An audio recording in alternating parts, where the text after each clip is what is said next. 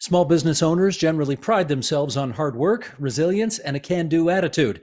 But as COVID 19 has forced many to close and battered the rest with an utterly new normal, times are tough. Michael Smith is one of the co founders of a newly created grassroots organization. It's called Save Small Business. And he joins us now from Newmarket on what they're facing and the assistance that they are championing. Michael, how are you managing through this pandemic? Well, it's been an incredible time, and certainly for me as a small business owner, working and supporting many small and medium enterprises, it has been a whirlwind tour in how to adapt and work collaboratively to help everyone get through this together. Well, let's start there. Save Small Business. What is that? Tell us about it. Save Small Business is a very small, humble grassroots organization that literally launched with a website, savesmallbusiness.ca, on March 22nd, which feels like a lifetime ago. And it started with us really saying the initial response from the federal government seemed to be leaving a lot of gaps for small business owners. And so really the objective was, in the earliest of days, was to create a petition, call on the federal government to do more to help small business with the issues it was facing, as many small businesses were forced to close, and rent was still due, and other costs remain. Many businesses were forced to lay off staff, and really we were suggesting that debt wasn't the solution for small business at this time, different than previous financial crises. So this was an approach, a really small one that grew over the course of weeks and months now into over 40,000 businesses across Canada. Now, you mentioned you were or are a small business person as well. What have you got?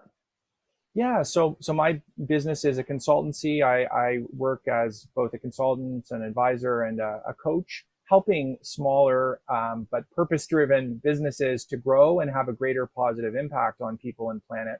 So the exploration of how could clients and how could small and medium enterprises get through this really was part of the kind of searching that I had done to understand how could I help more people, and ultimately in a volunteer capacity, how could myself, along with other people that had different backgrounds, come together and really engage with decision makers from governments and other groups across the country to really work on solutions together.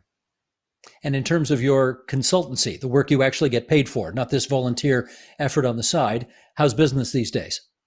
Well, I did have several really great clients in the sort of March timeframe say that they were not able to continue with projects. Some of that just had to do with the realities that there was an emergency response, and some of the work that I'm doing is more long-term and might play out over the next couple of years. So for me, it was just recognizing that as a completely understandable response, and I still offered support in a variety of ways. And there were a few larger clients that were able to continue with plans and work, and it's been helpful to have the opportunity to work with them, while also being able to volunteer my time with sort of a growing network of now over 40,000 small businesses across the country, and lots of leaders volunteering their efforts as well. You know, when I was growing up in this province, there was a joke, which was, how do you create a small business in Canada? Well, you open a large business, and then you wait a while. And I guess I raise that now just to do some comparing and contrasting. We know small business is, I mean, it's a horror show for so many of them right now. What was it like pre-pandemic? Well, I think that, there were a variety of factors that made it increasingly challenging with larger retailers and certainly e-commerce. I think really the picture I would paint is that it's important to understand that, small business employs a lot of Canadians. And for a lot of those family-run businesses, small local community businesses on main streets across the country, they're important because they're employing a lot of people. They're providing livelihoods for a lot of families, but they're not hugely profitable businesses. When we think about a lot of these businesses, they don't have a lot of cash on hand. They're not generating huge profits. So I think it was challenging for some, and certainly others have, had previous challenges prior. But but really the forcing to close and having revenues drop to zero and having to lay off staff, that was across the country, the response. And we were getting the stories of those businesses coming in on our website. So we've been able to capture those stories, and they're really tough to read. And some that we shared the stories with were literally weeping reading these stories because people's livelihoods wiped out, really at something that was not their fault. And most of the people that we've spoken to actually did decide to close their businesses voluntarily, even in advance of government requesting that they close, because they were wanting to do the right thing. They wanted to protect their neighbors and keep their staff safe. But it's really now been several months since that time, and that's part of us seeing more of these businesses really be able to reopen in the coming weeks and months. Let's get a better understanding of the range of small businesses that you're referring to in that comment. There's yours, obviously. You're a consultancy. Yeah. Give us the panoply of what else is out there that comes under the title of small business that you're concerned about. Well, I think the best way is to take a walk down our main streets and to think about the coffee shops and the hair salons, nail salons, barber shops, tattoo parlors, the restaurants, bars, other hospitality businesses, cafes. And so those would represent many of the kinds of businesses that have been part of our growing network across the country, and certainly lots in Ontario.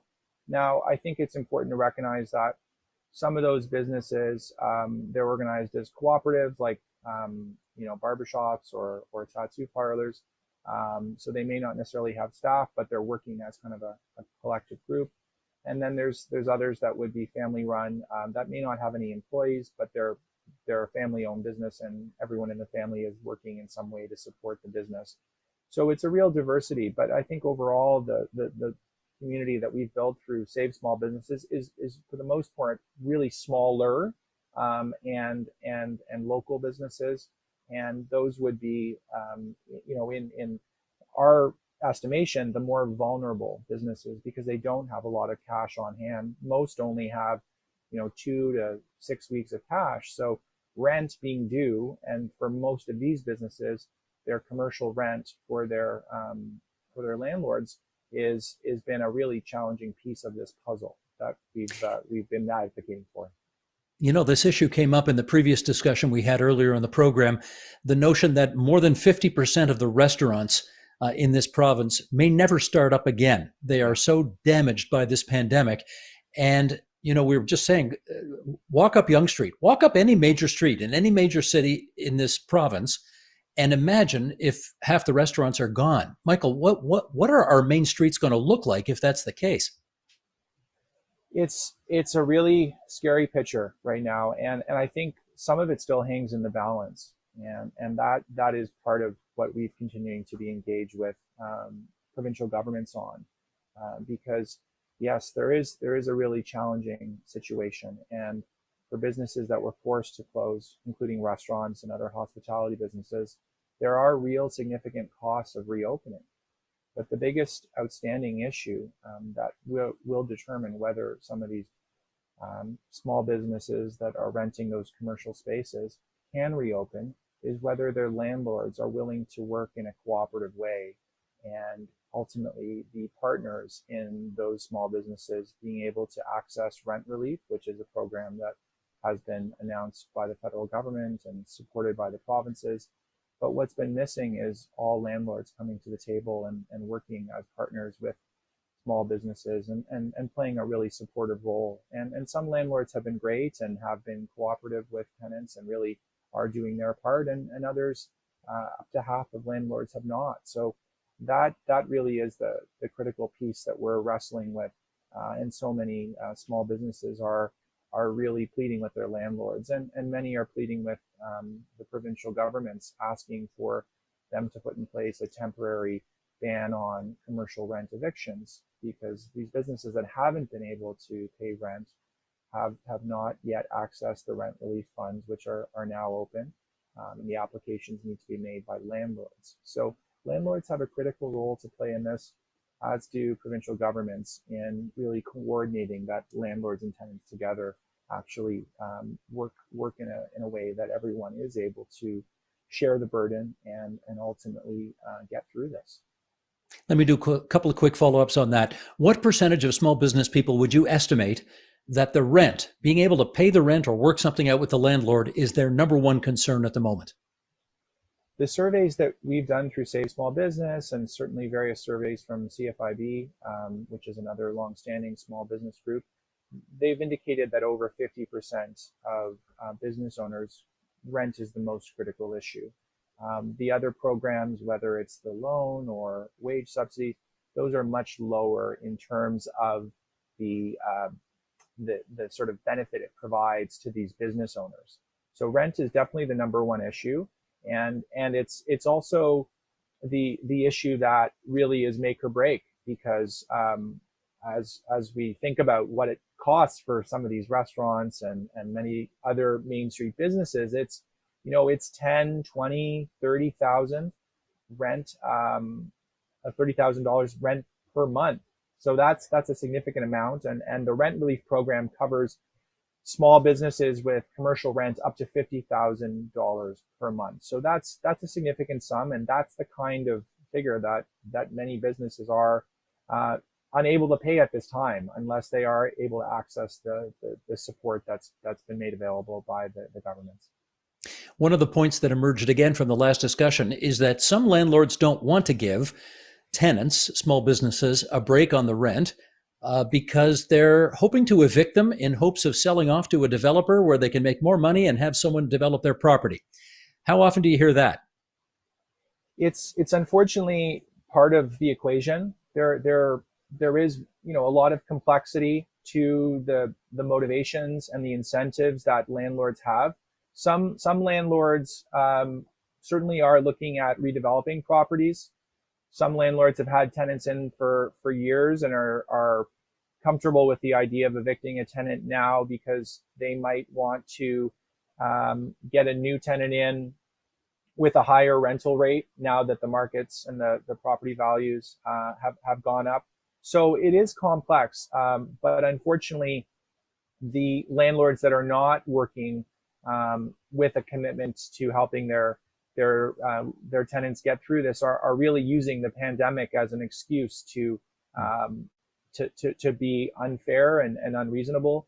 And it is something where we have continued to hear the stories of landlords being good partners, and we encourage landlords, just as premiers and the Prime Minister have, to have landlords work with tenants. But it is still clear that not all landlords are playing into a supportive partner for small businesses. Mm-hmm. There's an old expression: if you owe the bank $1 million, that's a problem for you. If you owe the bank $10 billion, that's a problem for the bank. And using that as an analogy here, I wonder how disappointed you are that so many of the people you represent are having a hard time on the rent issue, whereas a couple of very big name companies like the Gap or Staples have just decided they're forced to be closed, so they're not going to pay the rent. They've just decided they're not going to pay the rent, and apparently are so far getting away with that. What's your take on that? Well, it really speaks to the bargaining power that some larger companies have. Many of those companies are publicly traded. They have more cash on hand. They certainly are leveraging their bargaining power of hundreds or thousands of locations. Starbucks as well, I understand, has renegotiated, or has said it's seeking to renegotiate its leases. But there are some larger companies and retailers that are struggling as well. And I think that the real difference is that, whether it's dealing with larger commercial landlords or some of the landlords that are also small business owners themselves. I mean, those smaller properties that they may be renting to tenants, that might be part of their retirement plan. So, it is a diversity in landlords, just as in businesses, small, medium, large. But I do see that there is a real risk that we lose a lot of the smaller independent businesses. And while I will enjoy a Starbucks coffee, I also love my independent coffee shops. And I'd like to see both kinds of businesses be able to get through this in the coming weeks and months, so that there is more choice and there is more color to our main streets. I'm going to ask our director, Tony Burke, to throw a clip out here right now with just a few minutes to go. Premier Ford gets asked about this at his daily briefing quite frequently. And here's an example. I think this was from last week of the kinds of statements he's been saying so far. Tony, if you would, let's roll that. Message to all these landlords. Don't force my hand. Don't force my hand. Work things out because I'm trying to compromise here. We're giving you 75% of what you're asking for.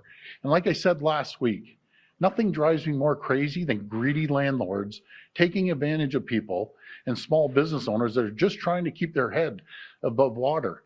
So let's see what happens when the federal government rolls this out next week. Let's see how the landlords react. But again, I'm trying to be fair, but don't push me. These big landlords want to take advantage of small little companies and people that are struggling. I'm going to come down on them like they've never seen before. Well, on the one hand, that's Premier Ford expressing his very deep concern with landlords. On the other hand, he's also declined so far to bring in a moratorium on evictions in the event that the rent can't be paid. How would you gauge the reaction of the provincial government so far on this? Well, I think there's a critical perspective that is part of what we've tried to offer in our work with provincial and federal governments. And so to think about how things have played out in a very different country, but one that has a similar political system, if we were looking at how Australia, for example, responded to the same kind of crisis for its small business community, back on March 29th, they implemented a moratorium on commercial evictions for 6 months. And they also created a national code of conduct, really provincial and federal governments working together and creating a code of conduct for how landlords and tenants could work together. And even crazier than that is the banks actually stepped in and played a supportive role and really were working to ensure that this collective activity worked. So that's a very different picture to Canada, where other than Nova Scotia and New Brunswick, no other major provinces have passed a moratorium on evictions to protect their small business communities. And certainly for Premier Ford, it's something where initially he was pleading and in your recent clip, really threatening now. But even more powerful than threats and more effective would be for the Ontario government, alongside other provincial governments, to put in place a temporary evictions ban. And that's something that they have taken a wait and see approach, which is a real risk. We're really concerned that more landlords have, all the details now, the applications for the rent relief program are open, but many are still suggesting that they're at no way at all interested in working with tenants on this. So it is a situation where the provincial governments need to act. We were encouraged to see Quebec, actually, a minister from the Quebec government yesterday indicating that Quebec is looking at this. And it's clear from conversations with folks at Queen's Park that they recognize this as an issue, but that rising above the rhetoric and actually acting to truly protect small businesses for this period is really a critical action that needs to be taken. And we would encourage the provincial governments to take that before June 1st, which would be when, again, more than half of small businesses would not be able to pay rent, and landlords would continue to have the upper hand and threaten evictions. Yeah, Michael, I've literally got 20 seconds left here, so I need a quick answer on this one. But I think in fairness, the Premier has said he's not about to bring down the hammer right now on moratoriums on evictions because the rent backstop program just went into effect, I think it was a day or two ago of this week. So he wants to give landlords a chance to sign up and quote unquote do the right thing. Are you still hopeful that there's a chance that this could all work itself out? We want landlords to do the right thing, but those that aren't need to be compelled to. And I would hope that the province acts so that landlords that aren't cooperative are given a different incentive and are responsible and can't continue to have the balance of power. Gotcha. That's Michael Smith, co-founder of Save Small Business. Michael, we wish you well, you and your constituencies, and stay safe out there, okay?